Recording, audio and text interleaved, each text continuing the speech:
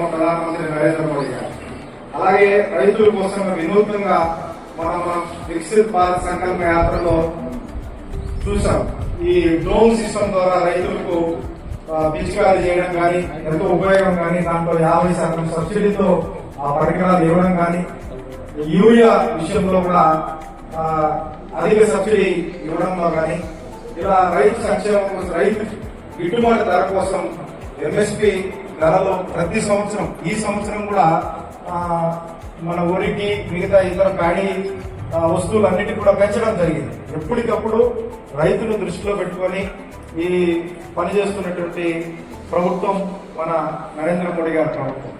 ఎందుకంటే మనకు తెలుసు, రైతు మట్టిలో 4 వేళ్లు పిసికి పనిచేస్తేనే మనం మన 5 వేల నోట్లోకి పోతున్నాయి. వారు ఎంత కష్టపడి పనిచేస్తున్నారు. భారతదేశంలో బార్డర్లో సైనికుడు ఎంత పనిచేస్తున్నాడు, అదేవిధంగా ఇక్కడ దేశంలో ఉండి రైతు మన కోసం ఈ 140 కోట్ల వారందరికీ పోగొట్టుకున్న వ్యక్తి రైతు. వారిని ఎప్పుడు కూడా మర్చిపోకూడదనే ఉద్దేశంతో ఇలా అనేక రకాల సంక్షేమ పథకాలు ప్రవేశపెట్టి చేస్తున్నాడు. కాబట్టి భారతీయ జనతా పార్టీ కిసాన్ మోర్చా కార్యకర్తలుగా, నాయకులుగా మనందరం కూడా రైతులకు గ్రామాల్లోకి వెళ్ళి ఇవన్నీ విస్తృతంగా చెప్పడాలనే ఉద్దేశంతో ఇప్పుడు మొన్ననే మనకు సభ్యత్వం అయింది.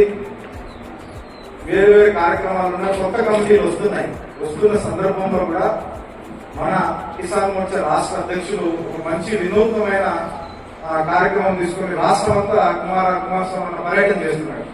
ఏంది ఈ టైంలో ఎందుకు ఈయన చేస్తున్నారు అన్నగారు, ఏమో ఈ కొత్తగా కమిటీలు కూడా మారబోతున్నాయి కదా అని అనుకున్నా కూడా, మారినా మారకపోయినా కూడా ఈ రోజు పంచాయతీ స్థాయిలోనే సెక్రటరీ వ్యవస్థ వచ్చిన తర్వాత అన్ని పనులు సెక్రటరీ కార్యాలయం ద్వారానే జరుగుతున్నాయి. కాబట్టి పంచాయతీ స్థాయిలో 5 మందితో రైతు కిసాన్ మోర్చా కమిటీ ఉండాలనే ఉద్దేశం ఒక మంచి ఉద్దేశం ఇది.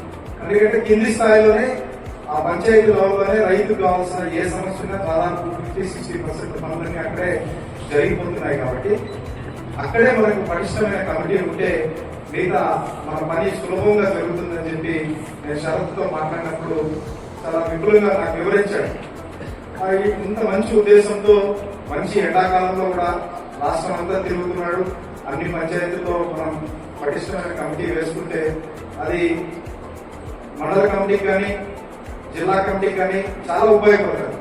మనం ఏదైతే పార్టీలో బూత్ కమిటీ అనుకుంటున్నామో, అలాగే కిసాన్ మోర్చా పంచాయతీ స్థాయిలో ఈ కమిటీని ఏర్పాటు చేసి సెక్రటరీ వ్యవస్థ ద్వారా మన పనులు ఆల్మోస్ట్ అన్ని పనులు అక్కడే జరుగుతున్నాయి. కాబట్టి రైతులకు అక్కడే రైతుల లీడర్షిప్ తీసుకురావాలి. ఇంకోటి మనం